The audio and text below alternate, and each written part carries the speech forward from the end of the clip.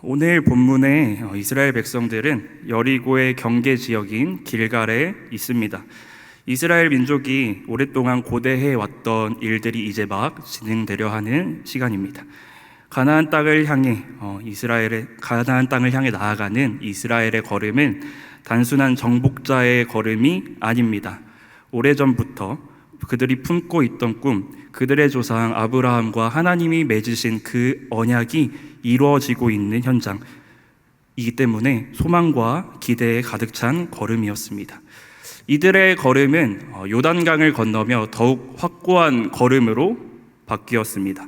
요단을 건넌 이스라엘이 길갈에 12돌을 세웠던 것 기억하시지요? 여호수아는 12돌의 의미를 이렇게 설명합니다. 여호수아 4장 23절 말씀인데요.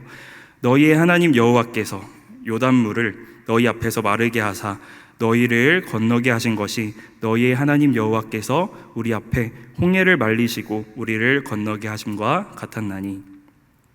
요단을 건넌 것은 이스라엘에게 그저 하나의 기적을 경험한 것 이상의 의미였습니다. 출애굽 당시 홍해를 가르시고 이스라엘을 구원하셨던 하나님께서 바로 지금 여전히 우리와 함께 계심을 확인한 것이기 때문입니다. 하나님의 능력과 은혜를 직접 경험한 이 이스라엘은 그 안에 하나님을 향한 믿음과 신뢰, 용기가 상당했을 것입니다. 반면 이때 가나안 내부의 상황은 어떠했습니까? 여호수아 5장 1절은 그들의 상황을 이렇게 묘사합니다. 가나안 땅의 모든 왕들이 여호와께서 요단물을 말리시고 이스라엘을 건너게 하셨음을 듣고 마음이 녹았고 이스라엘 자손들 때문에 정신을 잃었더라. 아직 전투를 하기 전입니다. 아직 이스라엘을 만나기 전입니다.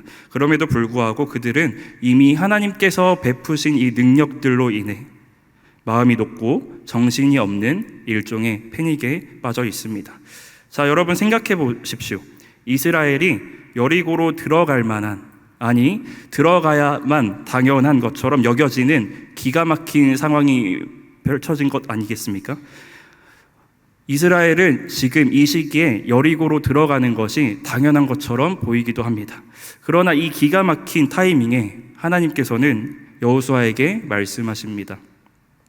할례를 행하라 라고 말씀하십니다. 이스라엘의 걸음을 멈추신 것입니다. 사랑하는 성도 여러분, 우리 믿는 성도들은 하나님 나라를 위하여, 하나님을 위하여 살아갑니다. 우리 모두는 이런 고백을 한 번씩은 해봤을 것입니다. 나를 통하여 하나님의 일을 이루어 주십시오. 주님 나라 위하여 나를 사용하여 주세요. 이런 꿈을 가지고 각자에게 주어진 자신의 그 영역에서 성도의 길을 걸어갑니다. 우리는 또한 이렇게도 소망합니다. 날이 갈수록 더욱 진하고 짙은 그리스도의 향기가 그득하기를, 날이 갈수록 더욱 단단하고 의연한 그리스도의 병사가 되어가기를 그렇게 소원하며 매일의 믿음의 경주에서 항상 일정한 가속으로 달려가고 싶습니다. 그러나 우리의 소망과 이 소원과 다르게 현실은 어떻습니까? 예상하지 못한 지점에서 멈추게 되는 경우가 있고 더 이상 아무 힘도 쓸 수 없는 시기에 놓이기도 합니다.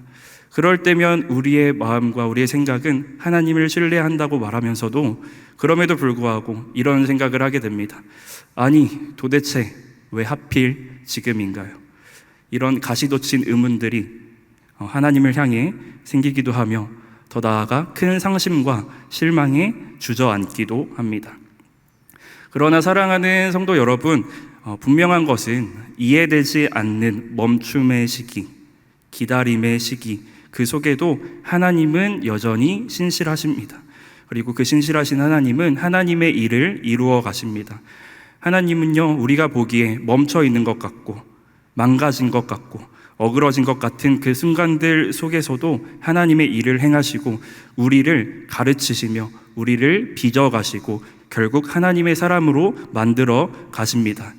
오늘 본문에 뜻밖의 멈춤과 기다림을 마주한 이 이스라엘을 보면서 하나님을 위해 달려가고자 하는 우리가 기억해야 하는 하나님의 뜻과 마음은 무엇인지 발견하는 그런 시간 되기를 소망합니다. 하나님께서는 이스라엘 백성에게 할례를 행하라 라고 말씀하십니다. 여러분, 할례가 무엇입니까? 할례는 언약의 표징입니다. 할례는 창세기 17장에 먼저 처음 등장하는데요. 하나님께서 아브라함과 언약을 맺으시는 장면입니다. 그 언약의 내용은 이것입니다. 하나님께서 아브라함과 그 후손 이스라엘의 영원한 하나님이 되시고 그들은 하나님의 영원한 백성이 될 것이다 라는 것입니다. 특히 이 창세기 17장에 나오는 이 언약에서 특징적인 것은 하나님께서 땅을 약속하시는데 그 땅을 바로 지금 이스라엘이 목전에 두고 있는 이 가나안 땅으로 특정하고 있는 것입니다. 할례는 바로 이 언약의 표시이자 상징이었습니다. 따라서 아브라함 자손 중 남자들은요, 태어난 지 8일 만에 이 할례를 받게 되어 있습니다. 이 할례를 받음으로 일생을 살아가는 동안 항상 이 언약을 바라보고 이 언약 안에서 살아가는 것입니다. 할례는 이스라엘에게 있어서 단순히 나는 아브라함의 후손이다, 나는 하나님이 선택하신 백성이다 라는 것을 보여주는 외적인 표식을 넘어서는 나는 하나님 언약 안에 있다, 하나님이 이 약속을 이루실 것을 믿고 신뢰하고 기다리며 살아간다라는 언약 백성의 정체성이자 비전을 드러내는 상징인 것입니다. 그러나 정작 요단을 건너 이제 가나안을 기업으로 받기 위한 그 걸음을 내딛는 오늘 본문의 이스라엘 백성들은요, 아직 이 언약의 표징인 할례를 받지 못한 상태였습니다. 그렇게 그들은 지금 이 걸음을 멈추고 먼저 할례를 받아야 했던 것입니다. 할례를 통해 이스라엘은 앞으로의 걸음과 그들이 앞으로 마주하게 될 무수한 싸움들, 가나안 땅을 차지하는 그 모든 과정이 그들의 힘과 그들의 어떠함에 달려있는 것이 아니라 철저하게 이 모든 것이 너희는 내 백성이다, 가나안 온 땅을 너희의 기업으로 주겠다라고 하신 하나님의 언약 안에서 이루어지는 하나님의 주권적인 역사임을 기억하고 알게 되는 것입니다. 할례를 통해 이스라엘은 하나님의 언약 백성으로서 그들이 이 땅에서 살 길은 오직 하나님의 신실하심, 하나님의 믿으심이라는 것을 인정하고 살아가게 되는 것입니다. 이어서 여호수아 5장 5절에서 7절 말씀을 한번 보십시오. 하나님께서 이스라엘에게 할례를 명하시며 그들에게 요구하시는 모습이 등장합니다. 여러분, 제가 예시를 하나 들겠습니다. 한 대화인데요, 엄마와 둘째 아들의 대화입니다. 이 대화에서 엄마가 이 아들에게 하고자 하는 말은 무엇인지 한번 생각해 보시기 바랍니다. 엄마가 말합니다. 둘째야, 이제 너에게 핸드폰을 사줄게. 아들이 말합니다. 우와, 정말요? 엄마가 말합니다. 응, 그런데 너의 첫째 형에게도 핸드폰을 사줬던 거 기억하지? 그런데 엄마한테 연락을 안 해서 그만 엄마가 그 첫째 형의 핸드폰을 부숴버리고 말았단다. 그리고 다시는 안 사줬단다. 네, 여러분, 이 대화에서 엄마가 아들에게 하고 싶은 말은 무엇입니까? 아이는 엄마가 사준 이 핸드폰이 박살나지 않고 오래도록 사용하려면 어떻게 해야 할까요? 엄마에게 연락을 꼬박꼬박 잘 해야 합니다. 네, 약간은 우스꽝스러운 예시입니다만 이 시선으로 이 구절을 다시 한번 보시기 바랍니다. 본문의 5절에서 7절 말씀은 할례 없는 자들이 지금의 이스라엘이 할례를 받는 상황에서 하나님은 출애굽 1세대, 그들의 부모 세대가 할례를 받았음에도 불구하고 이 광야에서 멸절당한 이유에 대해 말씀하고 계십니다. 바로 그 이유는 여호와의 말씀을 청종하지 않았기 때문이라고 말씀하십니다. 무슨 뜻입니까? 할례를 지금 이제 받게 되는 이스라엘은 하나님의 말씀에 청종해야만 한다, 하나님의 말씀을 듣고 순종하며 살아야 한다라는 것을 말씀하시는 것입니다. 이 청종해야만 산다는 것입니다. 여기서 청종이라는 단어는 그 의미를 살펴보면 듣다, 순종하다라는 의미가 있습니다. 하나님의 백성이 살아내야 하는 그 삶의 모습은, 하나님의 백성이 살아가는 그 살 길은요, 언제나 하나님의 말씀을 청종함입니다. 하나님의 말씀을 듣고 순종함입니다. 하나님의 말씀에 대한 들음과 이 순종은 하나님의 백성들이 해도 되고 하면 좋고 안 하면 어쩔 수 없는 그런 옵션이 아니라 하나님의 백성이라면 하나님의 백성으로 살아있다면 반드시 있어야만 하는 모습이라는 것입니다. 이제 약속의 땅으로 들어가 약속의 성취를 삶으로 경험하며 살아내야 하는 이 이스라엘 백성들을 향한 그 모세의 마지막 설교 기억하십니까? 신명기 전체의 내용인데요. 그 신명기를 한번 보십시오. 여호와의 말씀을 듣고 행하라. 여호와의 말씀을 듣고 준행하라 라는 말씀이 계속해서 끊임없이 반복되고 있습니다. 약속의 땅에서 언약 백성으로서 살 길은, 그 생명은 오직 하나님의 말씀을 듣고 순종함, 청종에 있는 것입니다. 할례를 행하며 언약 백성이라는 그 정체성을 다시 새기는 이 이스라엘에게 분명히 하나님은 말씀하시는 것입니다. 하나님의 언약 안에서, 하나님의 통치와 하나님의 이루심 안에서 살아가는 것은 단순히 할례라는 겉으로 드러나는 외적인 표식이 있다고 보장되는 것이 아니라 하나님의 말씀을 듣고 순종하며 살아가는 삶의 모습, 하나님 안에 거할 때에만 그렇게 살 수 있다라고 말하는 것입니다. 이스라엘은 지금 이 멈춤의 시기를 통해 먼저 언약 백성이라는 정체성의 회복과 더불어 주님의 음성, 주님의 말씀에 청종해야 살 수 있다라는 것을 알게 되는 것입니다. 사랑하는 여러분, 우리는 누구입니까? 예수 그리스도를 믿는 우리는 그리스도의 할례를 받고 예수께서 자신의 피로 세우신 새 언약 안에서 살아가는 하나님의 백성들입니다. 그리스도를 통해 나타난 하나님의 사랑과 하나님의 신실하심을 바라보며 살 수밖에 없는 자들입니다. 우리 남서울교회도 하나님의 백성입니다. 우리의 살 길 또한 하나님의 말씀에 청종함임을 기억해야 할 것입니다. 우리의 모든 걸음과 우리의 모든 사역이 하나님의 말씀을 청종함, 하나님의 말씀을 듣고 순종함에서 나오는 모습이어야 합니다. 사랑하는 여러분, 보여지는 현실들, 세상의 말들에 휘둘리고 그것에 마음을 쏟는 것이 아니라 주님의 말씀을 듣고 주님의 말씀에 순종함으로 살아내시기를 바랍니다. 그것이 바로 우리의 살 길입니다. 여러분 혹시 멈춰 계십니까? 멈춤의 시기에 마주하고 계십니까? 하나님은 그 시간들을 통해 우리는 하나님 언약 안에 있고 하나님의 능력 안에서 살 수밖에 없음을 분명하게 알려주실 것입니다. 저와 여러분을 하나님의 신실하심과 믿으심을 신뢰하는 자들로 만들어 가실 것입니다. 멈춤의 시기 속에서 우리는 뒤처지고 실패로 끝나는 것이 아니라 주의 성도로, 교회로 세상 가운데 살아가야 하는 그 모습으로 준비가 되어가는 것입니다. 우리의 모든 걸음이 주의 계획 안에 있음을 알게 하시고 우리의 삶의 한가운데서 역사하시는 그 하나님을 생생하게 경험하며 매일을 하나님의 백성으로 살아가게 하실 것입니다. 이 본문을 보며 묵상을 하는데 한 가지 질문이 생겼습니다. 이 멈춤의 시기를 통해서 이스라엘을 하나님의 언약 백성으로 그 정체성을 회복하시고 살 길을 알려주시는 것 이해하겠습니다. 그런데 이런 질문이 생긴 것입니다. 왜 하필 이때일까?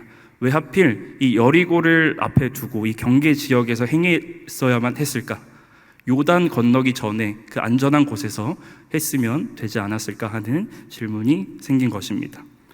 여러분, 할례는 여러분 모두가 다 아시다시피 남성의 포피를 베는 행위입니다.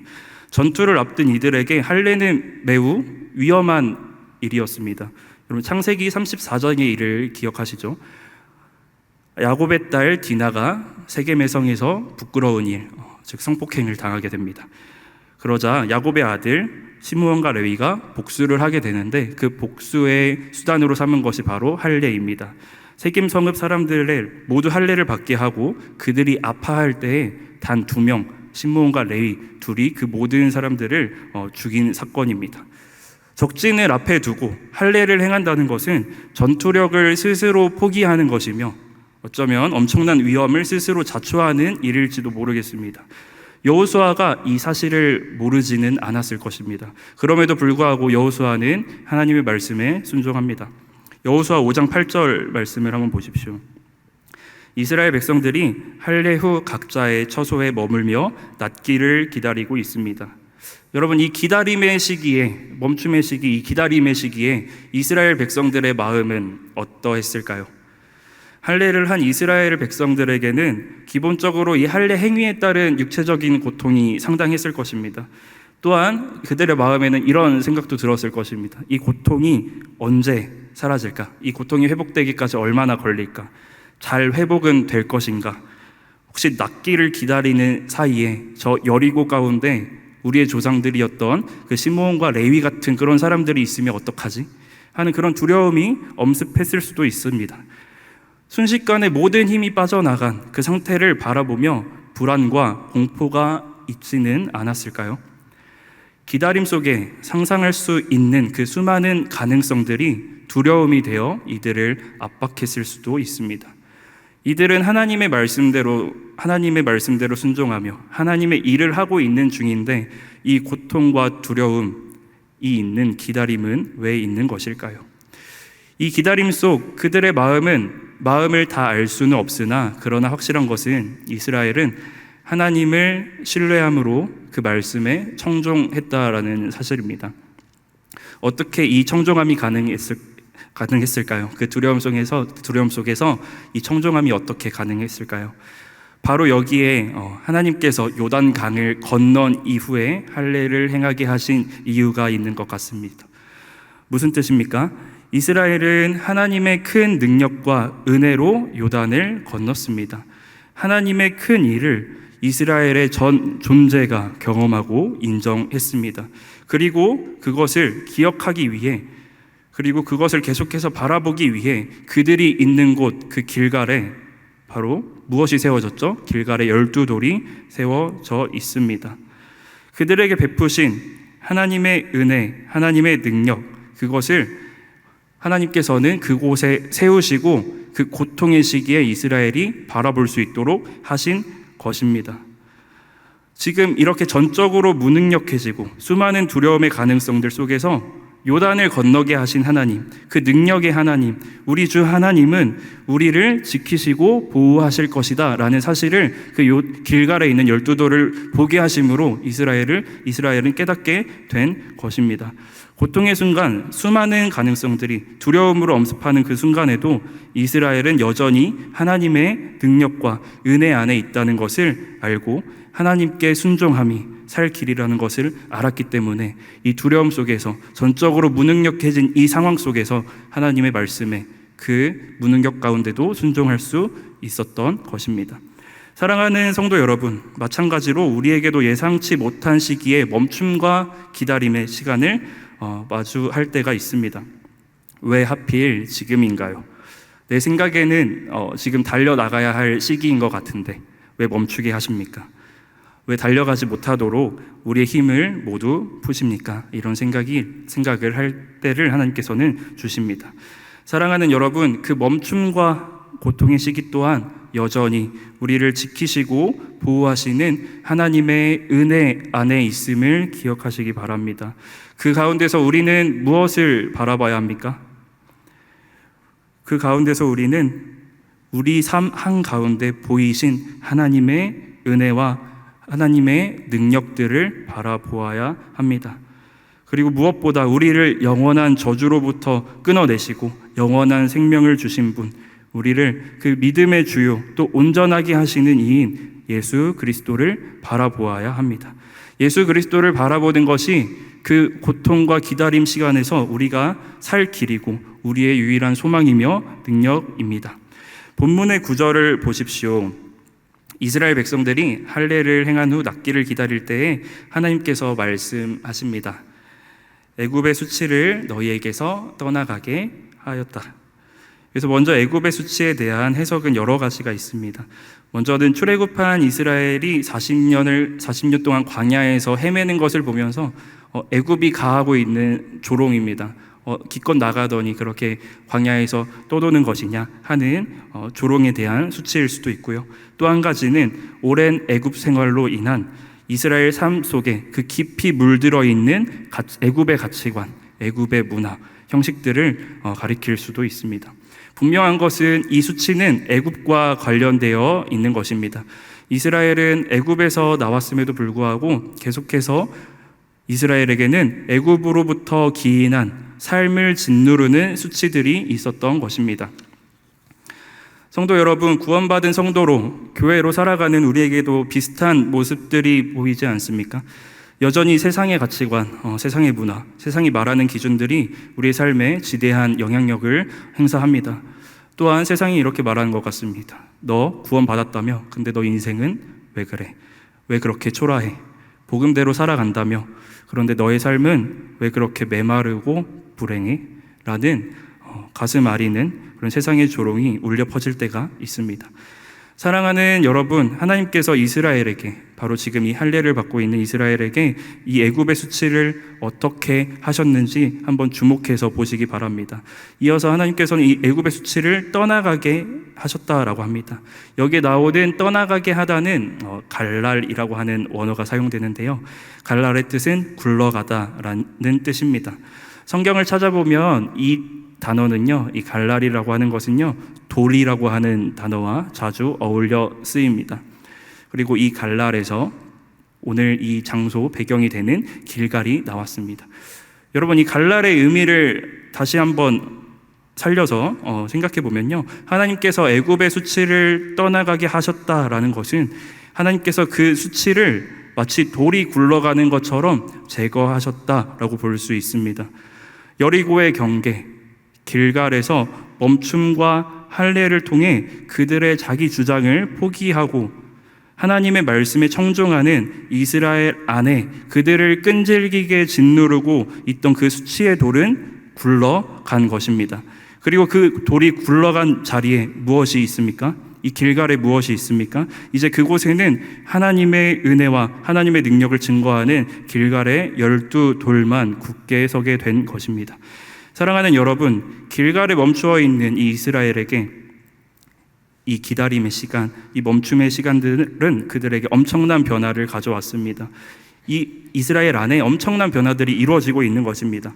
하나님께서는 이 기다림의 시간을 통해서 이스라엘 속에 깊이 남아있던 비참함과 그 수치를 제거하시고 하나님의 은혜와 능력, 하나님의 함께하심만을 바라보고 신뢰하게 하시는 것입니다. 하나님의 백성이라는 그 허울만을 자랑하던 이스라엘이 비로소 정말 진정한 하나님의 백성으로서의 그 존엄과 영광을 회복하게 된 것입니다. 하나님께서는 이 길갈에서 멈춤과 기다림, 모든 힘이 빠진 시간을 통해 여호수아와 이스라엘 백성을 약속의 땅을 기업으로 얻을 하나님의 백성으로 빚어 가시고 세워 가시는 것입니다. 여러분, 신약 성경을 보면요, 주님께서도 이 기다림의 시간을 사용하셔서 주의 사람들을 빚어 가시고 만들어 가시는 경우를 확인할 수 있습니다. 누가복음 24장은 참 특별합니다. 예수님의 부활 이후에 대한 내용들을 다루고 있는데요. 예수님의 부활 이후 일어난 사건들을 모두 한 날에 일어난 일들로 표현합니다. 부활하신 예수님께서 무덤에서 여자들을 만나시고 엠마오로 가는 그 두 제자들을 만나시며 또 다시 제자들에게 나타나사 제자들을 증인으로 세우시는 장면이 모두 한 날에 일어난 일들로 묘사하고 있습니다. 한 날에 이 모든 일들이 이루어졌다는 것은 긴박성을 의미합니다. 긴박한 전개, 이 속에서 예수께서는 제자들을 향해 너희는 이 모든 일의 증인이다 라고 말씀하시며 복음의 증인들로 임명하셨습니다. 여러분, 이 긴박한 전개라면요, 이어지는 내용은 어떠해야 될 것 같습니까?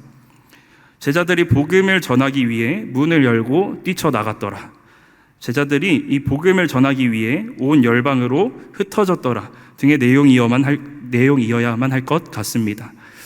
심지어 제자들은 부활하신 예수님을 실제로 목격했고 성경의 내용도 깨달았고 증인으로서 어디로 가야 할지, 무엇을 해야 할지, 무엇을 전해야 할지 명확하게 알게 되었습니다. 모든 조건과 상황이 제자들로 하여금 흩어져야 할 것처럼 형성된 것입니다. 그러나 예수께서는 그 긴박한 흐름과 정반대의 말을 하시는 것을 볼 수 있습니다. 예수께서 말씀하십니다. 너희는 위로부터 능력으로 입혀질 때까지 이 성에 머물러 기다리라 라고 말씀하십니다. 여러분, 제자들의 이 머무름과 기다림의 결과 어떻게 되었죠? 예수님의 말씀대로 위로부터 능력을 입게 됩니다. 제자들 자신들의 열정과 열심이 아닌 성령으로 사역하는 참된 그리스도의 증인들로 만들어지고 세워지게 됩니다. 이 기다림을 통해 주님께서는 제자들을 참된 복음의 일꾼들로 만드시고 세워 가신 것입니다. 성도 여러분, 성도의 길을 걷다가 마주하게 되는 기다림의 그 시간 속에서 기억하십시오. 혹시 그 기다림이 고통과 두려움으로 작용하고 있습니까? 우리가 기억해야 할 것은 주님의 신실하심입니다. 그 시간들을 통해 우리 안에 깨지지 않고 해결되지 못하여 여전히 깊숙이 뿌리 박혀 있는 우리의 안에 있는 그 수치들을 주님께서는 제거하시고 우리를 하나님의 사람으로 세워가고 만들어 가실 것입니다. 여러분, 포기하지 마십시오. 머지않아 우리의 이 기다림이 멈춤의 시기가 하나님의 시간이었음을, 하나님의 때였음을 알게 될 것입니다. 사랑하는 남서울의 성도 여러분, 말씀을 맺겠습니다. 여리고로 들어가기 직전 예상하지 못한 멈춤과 기다림을 마주한 이스라엘을 기억합니다. 하나님께서는 그 시간을 통하여 이스라엘을 하나님의 언약 백성, 하나님의 사람들로 만드셨습니다. 하나님은 신실하십니다. 이해되지 않는 순간 속에서도 하나님은 여전히 신실하시고 하나님의 일을 성실하게 이루어 가십니다. 때때로 우리가 생각하기에 모든 것이 완벽하다고 생각하는 그 타이밍에 하나님께서는 우리의 모든 힘을 빼실 때가, 우리의 모든 힘을 완전히 풀어버리실 때가 있습니다. 그럴 때 주님은 우리에게 가르쳐 주십니다. 우리의 살아갈 힘과 생명은 오직 하나님께 있다. 그렇게 하나님은 우리를 하나님의 사람으로, 하나님의 사역자로 만들어 가십니다. 사랑하는 모든 남서울의 성도 여러분, 이제 7월이 시작되었습니다. 한창 이제 여름 사역이 진행되고 한 해의 사역들도 그 걸음을 박차를 가해야 하는 시기입니다. 최선을 다해 달려가다 보면 예상하지 못한 어려움들, 명확하게 이해되지 않는 시기, 멈춤과 기다림을 마주하게 될지도 모르겠습니다. 여러분, 우리의 모든 걸음이 주의 언약 안에 있음을 기억하십시오. 우리의 삶의 모든 순간이 주의 사랑과 보호 아래 있다는 것을 기억하시기 바랍니다. 때로 멈춤과 이 기약 없는 기다림의 시간을 지나갈 때에 삶 한구석에 도사리고 있는 그 고통과 두려움의 시간을 지나가고 계실 때에 기억하시기 바랍니다. 우리는 미쁨이 없을지라도 주는 항상 미쁘시니 자기를 부인하실 수 없으십니다. 하나님의 손은 우리를 놓지 않으시고 그 신실하심을 따라 우리를 하나님의 사람으로 빚어가시고 만들어 가십니다. 사랑하는 여러분, 우리는 오직 주님의 신실하심을 신뢰하며 그 속에 하나님의 신실하심 안에 우리의 걸음을 두어야 합니다. 하나님을 위하여 달려가시되 멈춤과 기다림의 시간 속에서도 우리를 만들어 가시는 그 주님의 신실하심을 바라보며 주어진 삶의 걸음을 멋지게 걸어가시고 또한 달려가시는 모든 성도들 되시기를 마음 다해 소망합니다.